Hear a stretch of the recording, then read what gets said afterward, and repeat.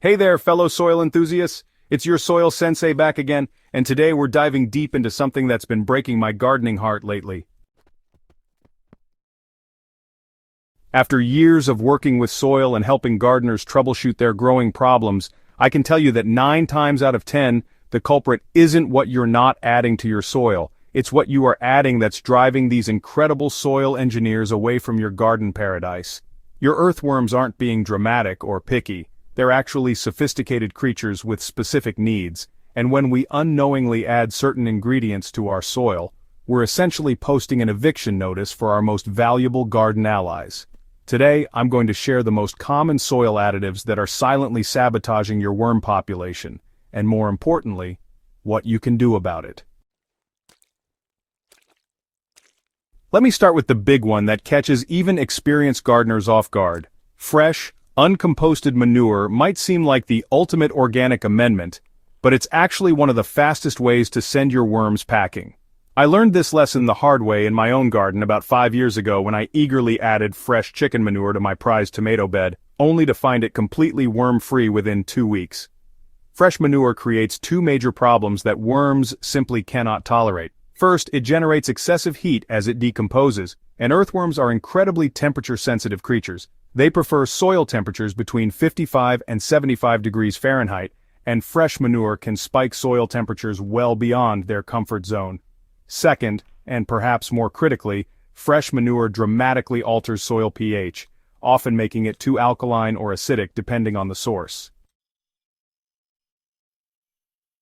The ammonia content in fresh manure is particularly devastating to worm populations. As the nitrogen breaks down, it creates ammonia gas that burns their sensitive skin and respiratory systems.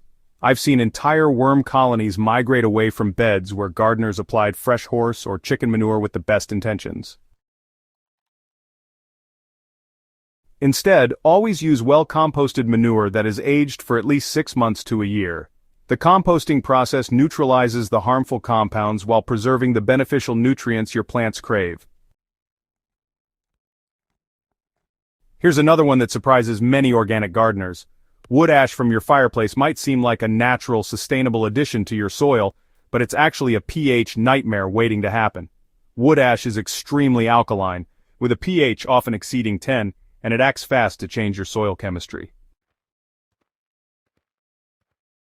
Earthworms thrive in slightly acidic to neutral soil conditions, typically between pH 6.0 and 7.0. When you add wood ash, especially in generous amounts, you're creating an environment that's simply uninhabitable for them.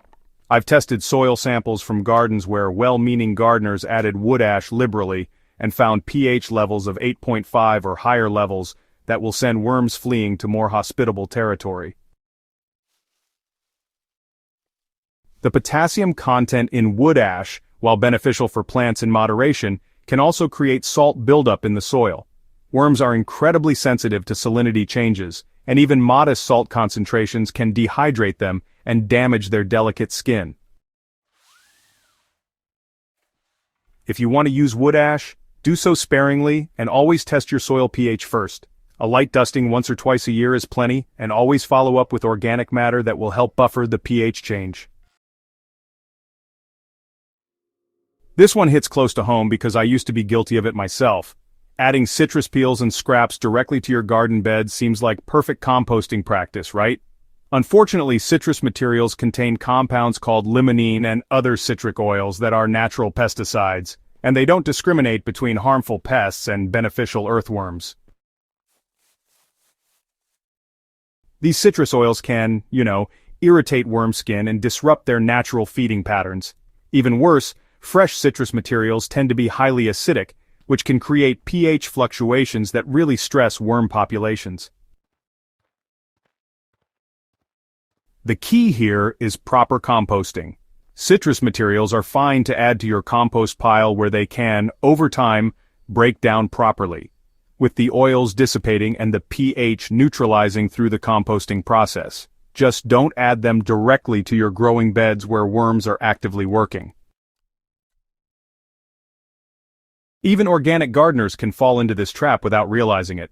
Many commercial fertilizers, including some labeled as organic, contain salt-based compounds that create hostile conditions for earthworms. Kelp meal, while excellent for plants, can actually be problematic if over-applied because of its natural sodium content. Rock salt, Epsom salt treatments, and even some organic liquid fertilizers can create salinity levels that dehydrate worms and damage their permeable skin.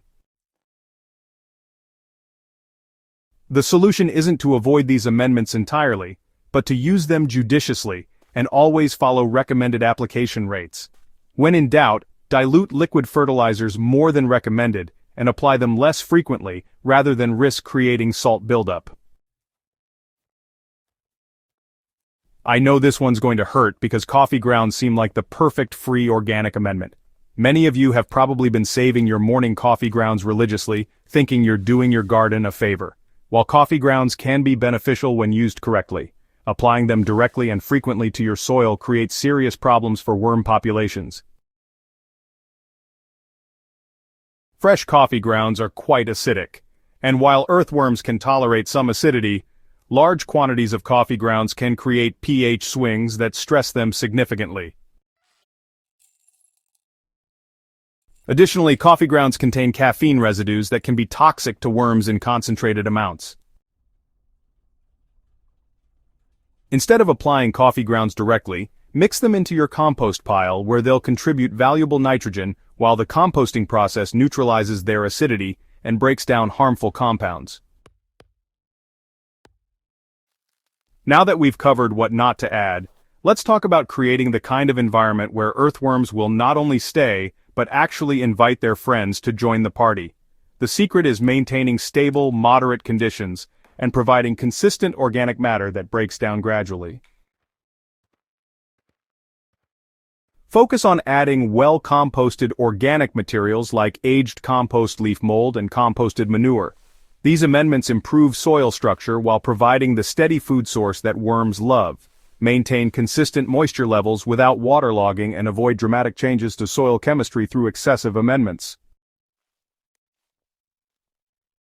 Remember, earthworms are your soil's best friends. They're working around the clock to improve drainage, create stable soil aggregates, and provide slow-release nutrients through their castings. When you create conditions they love, they'll reward you with incredibly fertile, well-structured soil that grows amazing plants. The next time you're tempted to add something new to your soil, ask yourself, will this create stable conditions that support my worm workforce? If the answer is yes, go ahead. If you're not sure, test it in a small area first or add it to your compost pile instead. Your earthworms are trying to tell you something important about your soil health. Listen to them, and they'll help you create the most productive garden you've ever grown. Don't forget to subscribe to Soil Sensei for more soil wisdom, and share this with any fellow gardeners who might be wondering where all their worms went.